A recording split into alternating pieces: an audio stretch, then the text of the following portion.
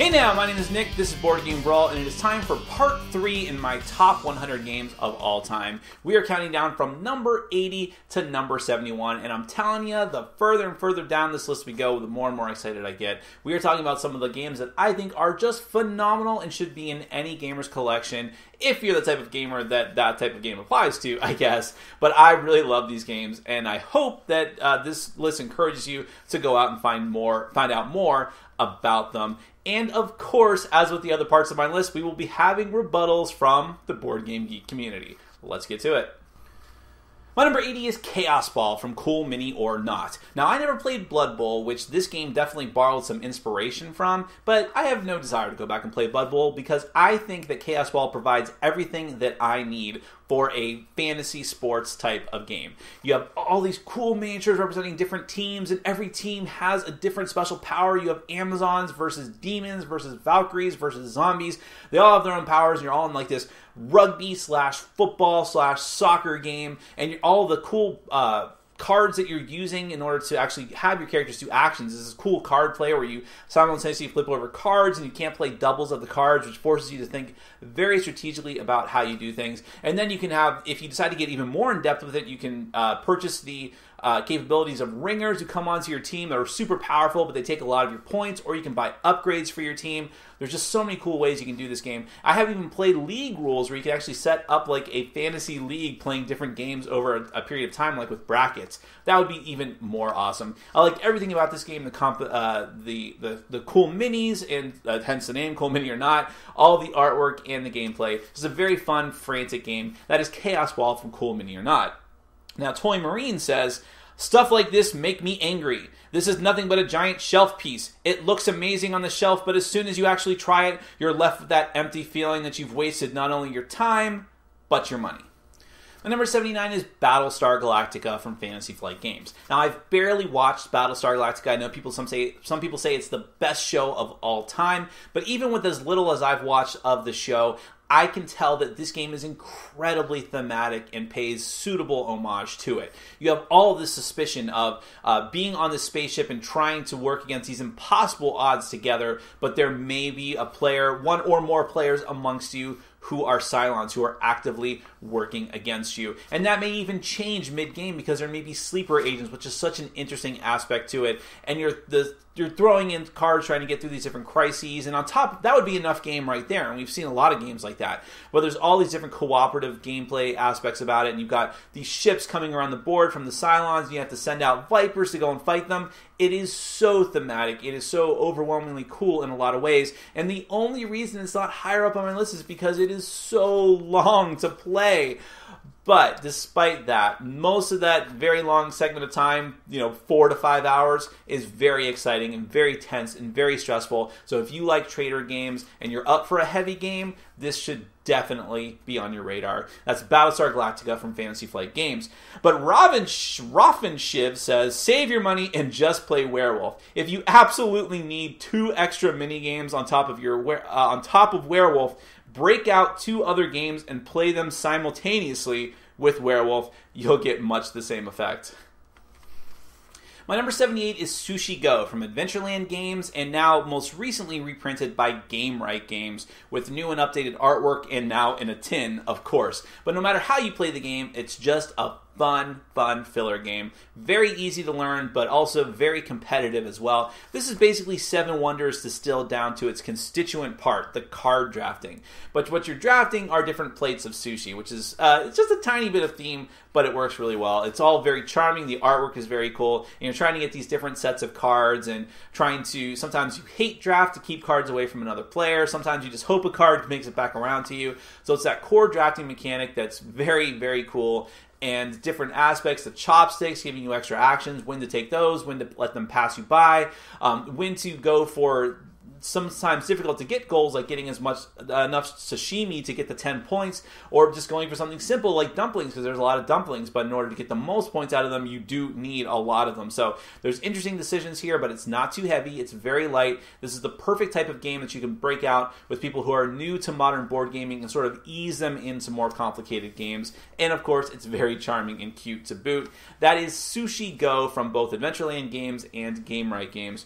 But Globetrotter says, Just boring. Just boring.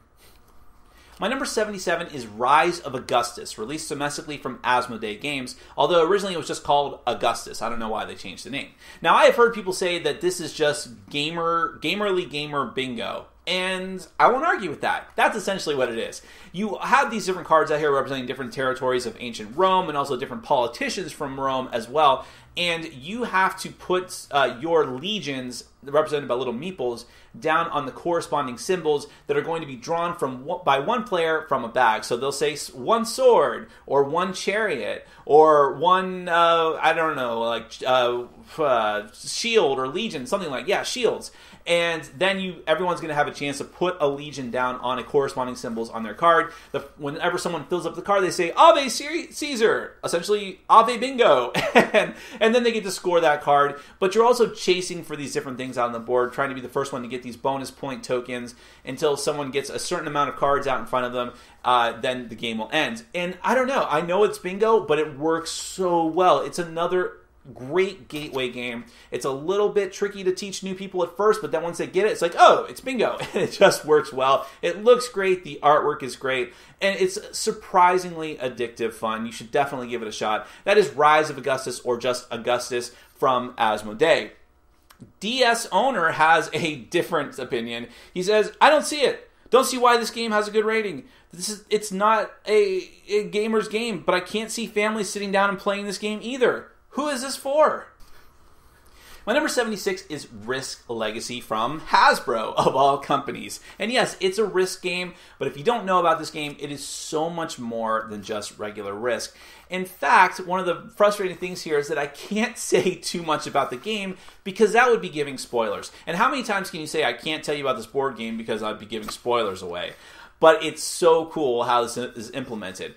At the core of it, it's just a science fiction version of Risk. There's this new version of Earth, and you're all these different warring factions, some of them with mecha, some of them with giant mutant bears, and you're trying to take each other out and do all the typical Risk things. Wipe everyone else off the board, or like some of the later versions of Risk, try to get to strategic points and get the 3 or 4 points and win the game. But then when you open the box, you see there's all these locked compartments and envelopes, and all of them say, don't open until something happens. Open it when someone uses 3 missiles in a game. Open it when someone founds a major city for the first time. When you do these certain conditions, you bust open the envelopes, and then the game changes irrevocably. You're writing on the board, you're putting stickers on the board, you're tearing up cards permanently. All the different factions in the game are getting new powers permanently, or getting towers stripped away permanently, or taking penalties. And then there's an envelope in there that says, I'm not even going to say it. I'm not even going to say it because that's kind of a spoiler too, but there's just the fun of trying to go for these achievements and open them up and have your game permanently change to the point where after 15 games, your game is like no one else's on the planet. It's all going to be different, and all this decision making that you have and keeping a record of who wins, it is just so cool. It is an experience. It's a game, but it's also an experience. And if you're avoiding it just because you hate Risk, you may be doing yourself a disservice. That is Risk Legacy from Hasbro. But Dr. Yes Zero says, Risk is a horrible, broken, idiotic game. The map is a complete disaster of board game design. The combat system is just throwing D6. So, let's add stickers. My number 75 is the Manhattan Project from Minion Games. And I think that the Manhattan Project is going to go down as one of those games, one of those great games that is an example of what Kickstarter can really do. That Kickstarter is not just churning out disposable crap, I'll just say it, that it can actually produce some fantastic games through its funding platform. And Manhattan Project is a great example of that. It's a worker placement game, but with a really interesting, somewhat controversial theme. You are actually trying to build atomic bombs back in the era when there was actually a race to build this kind of technology. You have workers representing just production workers, scientists, and you have to use them, and engineers, and you have to use them strategically around this board in order to get new locations that are going to give you more different materials you'll need to build the bomb. You'll need more money first, but then you get plutonium and uranium, and eventually you'll be able to build the bombs. But then in order to get the most points, you need to test the bombs as well. You can also do espionage to sneak into other players' factories and use their stuff. It's all very thematic, and it's all very cool. There's this cool mechanic where, unlike other worker placement games, where you choose when you summon back all your workers. So you put out all your workers and then decide when you want to take them all back, which you might do early or later depending on what the state of the game is. So there's a lot of strategy there. It's just a very fun, unique, thematic game. It's just a little bit heavy. It's just between moderate and heavy, which is a great place for a game to be, in my opinion. That's Manhattan Project from Minion Games. But Nate Straight says, take every worthless efficiency engine trope, throw in a patent-pending, innovative take on worker placement, steal the stupid idea from Pastiche that all of your points come from maybe 2 or 3 items, render some awful vector art that parodies period style, slap on the simultaneously silly and ridiculously offensive theme, and you have the Manhattan Project. My number 74 is Battlecon from Level 99. Now, there's actually 2 different Battlecon games out. There's Battlecon War of Indines, which was the very first game and is actually getting a re-release very soon. And then there's Battlecon Devastation of Indines. They're the same game. It's just they're both standalone, and there's new content that you can mix. You can mix all the content together if you want. There's tons of promotions and expansions and so on. There's a lot of content for this game, but what the core game is essentially a video game fighting game on the table, and it is very, very cool. You have tons and tons of different characters to choose from, and you put them down on this very small board just represented by a little standee, and then you have these sets of cards that you play that are like guard and run and parry and dodge and just punch and kick, and you put these pairs of cards together, simultaneous action selection, so your opponent doesn't know what you're about to do, and then you take the action. So you're constantly, it's hard to describe, you have to see it in action, but you're constantly flipping back and forth, all these different types of fighting maneuvers, and of course every character has their own set of special power cards that they can use as parts of the pairs of these cards. It is just a fast, frenetic, back and forth. There's no luck whatsoever. Everyone knows what's on the table, what powers and capabilities you have. It's how you use them and outthink and outplay your opponent. It can be stressful, and there's tons of content, and the Devastation box comes with extra game modes like cooperative mode and 1 versus all mode and tag teams, all this different stuff. But even at its core, taking away all of the extra stuff, it is just a fantastic, thematic, awesome game. Love the artwork, love the presentation. Can't say enough good things about it. That is Battlecon, either War or Devastation of Indines from Level 99. But Grim Thunderbrew says, would rather play Street Fighter and get the same fulfillment out of 5 minutes instead of 1 to 2 hours. That's an exaggeration. My number 73 is Bang the Dice Game from DV Giochi, or Giochi, I know I'm not pronouncing that correctly. Now, I never played the original Bang the card game, which is kind of infamous at that point. It's been around for quite a while, and a lot of people have played it. I've never played it. I've heard nothing but bad things about how long it can go on and how just incredibly random it can be. Well, Bang the Dice Game is very random too, but it's much, much faster while giving me what I would think would be the same feel as the card game, meaning I will never go back. And Bang the Dice Game has been a tremendous hit in my group because it's just fast, it's very easy to learn, but it's hidden roles, and one player is the sheriff, and you have outlaws and the deputy. No one knows who anyone is except for the sheriff. He's the only person that's out and open. But then you're rolling dice King of Tokyo style in order to take out the people who you think are not on your team. So there's suspicion, there's distrust, and there is a lot of randomness, but it's also cool. Cool randomness. And you have all these various special powers that each of the players can have. Great gateway game, great party game. Love the mechanisms here. It's not going to be everyone's cup of tea as far as the randomness goes, but if you can put up with that, you'll have a great time. It's just a lot of fun. That is Bang the Dice Game from DV Giochi. But Red Ward says, I love cards. Cards are great. Bang had cards, but was horrible. Dice often suck and make games worse. Bang plus dice equals one of the worst games ever.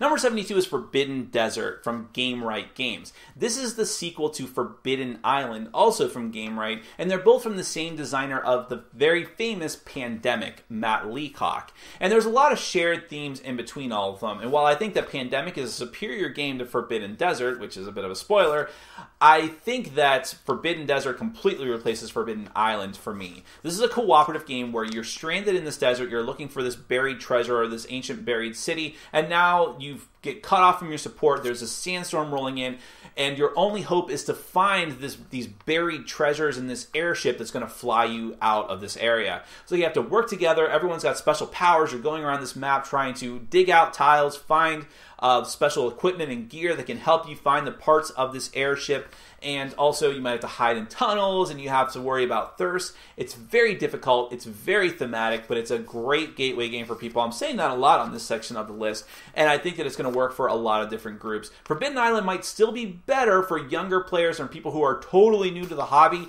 but this is the game you should eventually upgrade to because it's just phenomenal, and it looks great. That's Forbidden Desert from Gamewright Games. But Asobu says, unbalanced and not much fun. I expected a much better game from the designer of Pandemic.